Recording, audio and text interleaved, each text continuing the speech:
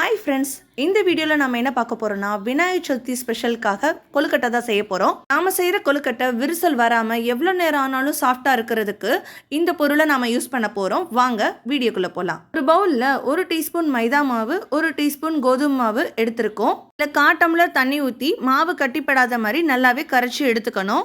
மாவு நல்லா கட்டிப்படாமல் கரைச்சதுக்கப்புறம் இந்த மாதிரி எடுத்துக்கணும். இந்த மாதிரி எடுத்ததுக்கப்புறமா இதை நாம் ஒரு ஓரமாக வச்சுட்டு கொழுக்கட்டை மாவு ரெடி பண்ண ஆரம்பிக்கலாம்.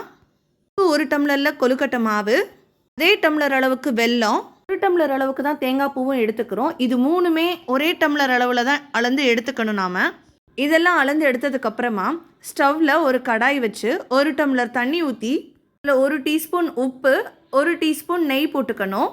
இது எல்லாமே கரைஞ்சி தண்ணி நல்லா சூடானதுக்கப்புறமா நம்ம ஏற்கனவே கரைச்சி வச்சுருக்கிற அந்த மாவை இதில் போட்டு கட்டிப்படாமல் நல்லாவே மிக்ஸ் பண்ணணும். மாவு நல்லா மிக்ஸ் ஆகிட்டு கொதிக்கும் போது இதில் நம்ம ஏற்கனவே எடுத்து வச்சுருக்கிற 1 டம்ளர் கொழுக்கட்டை மாவை இதில் கொஞ்சம் கொஞ்சமாக சேர்க்க ஆரம்பிக்கணும். இதை ஒரு பக்கம் சேர்க்கும் போது இன்னொரு பக்கம் நாம் இதை கட்டிப்படாத மாதிரி கிண்டிக்கிட்டே இருக்கணும். இதை நாம் 1லேருந்து 2 நிமிஷம் வரையும் செஞ்சுக்கிட்டே இருந்தாலே போதும். மாவு நல்லா திரண்டு வந்துடும். மாவு இந்த மாதிரி திரண்டு வந்ததுக்கப்புறமா நாம் ஸ்டவ் ஆஃப் பண்ணிவிட்டு ஒரு மூடி போட்டுடலாம். இது சூடு அடங்கினதுக்கப்புறமா தான் நம்ம உருண்டை பிடிக்க ஈஸியாக இருக்கும். இதே பாத்திரத்தில் இருந்தால் இன்னும் சூடாகவே இருக்கும். அதனால் இன்னொரு பாத்திரத்துக்கு இப்போ நம்ம மாற்றிக்கிறோம். இப்போ நாம் கொழுக்கட்டைக்கு பூர்ணம் ரெடி பண்ண ஆரம்பிக்கலாம். செய்கிறதுக்காக ஒரு கடாயில் 1 டீஸ்பூன் நெய் விட்டு ஏற்கனவே எடுத்து வச்சிருக்கிற 1 கப் தேங்காய் பூவை இதில் நல்லா போட்டு வறுத்துக்கிறோம். 2 மினிட்ஸ் இந்த தேங்காய் பூ ஃப்ரை ஆனால் போதும்.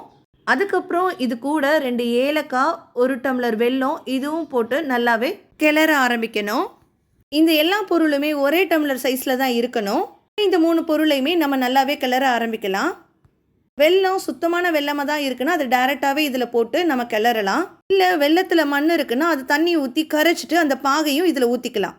இப்போ நம்ம ரெடி பண்ணி வச்சுருக்கிற கொழுக்கட்டை மாவோட சூடு ஆறிடுச்சு.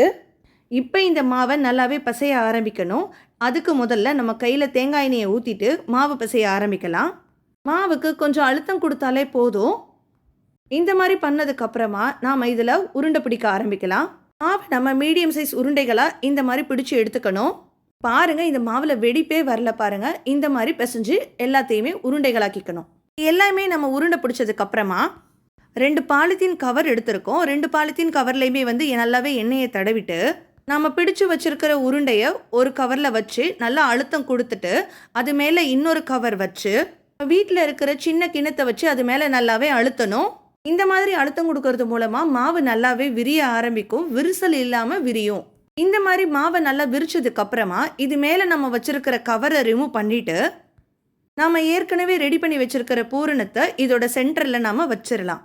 இப்போ நாம் கவரை இந்த மாதிரி க்ளோஸ் பண்ணணும்.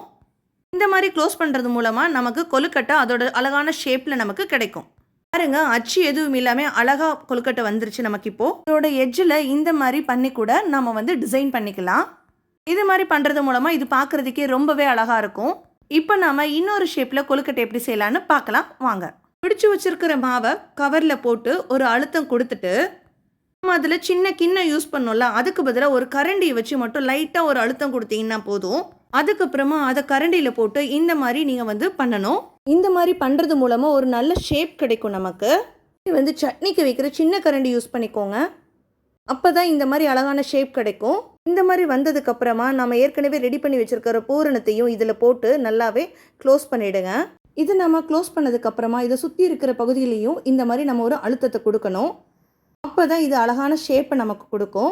பாருங்க, பார்க்குறதுக்கே ரொம்பவே அழகாக இருக்குல்ல. இப்போ இதில் நாம் கத்தியோட ஷார்ப்பான பகுதி இல்லாமல் அதுக்கு ஆப்போசிட் சைடில் இருக்கிறத எடுத்துக்கிட்டு மேலே இந்த மாதிரி கீறல்கள் நம்ம போடணும்.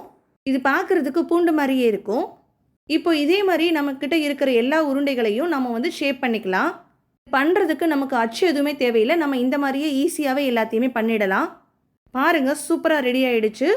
இப்போது இதே மாதிரி நம்ம எல்லா உருண்டைகளையும் ரெடி பண்ணி எடுத்துக்கலாம். உருண்டைகளையும் இந்த மாதிரி ரெடி பண்ணதுக்கப்புறமா இட்லி பாத்திரத்தில் தண்ணி ஊற்றி அது மேலே ஒரு பிளேட் வச்சு நம்ம ரெடி பண்ணி வச்சுருக்கிற எல்லா உருண்டைகளையும் ஒன்றா சேர்த்து மூடி போட்டு வேக வைக்கலாம். இது வேகிறதுக்கு ஒரு 3 to 5 மினிட்ஸ் தாங்க ஆகும். ஏன்னா ஏற்கனவே எல்லாமே வேக வச்சது தான். இதை நம்ம வேக வச்சு எடுத்தாச்சு. ஒன்று கூட விரிசல் விடலை. ரொம்பவே சாஃப்டாக இருக்குது. சாப்பிட்றதுக்கு ரொம்பவே டேஸ்ட்டாகவும் இருந்துச்சு. கண்டிப்பாக இதை நீங்கள் ட்ரை பண்ணி பாருங்கள். ரொம்பவே யூஸ்ஃபுல்லாக இருக்கும். இந்த வீடியோ உங்களுக்கு பிடிச்சிருக்குன்னா லைக் பண்ணுங்க, கமெண்ட் பண்ணுங்க, மறக்காம நம்ம சேனலை சப்ஸ்கிரைப் பண்ணுங்க.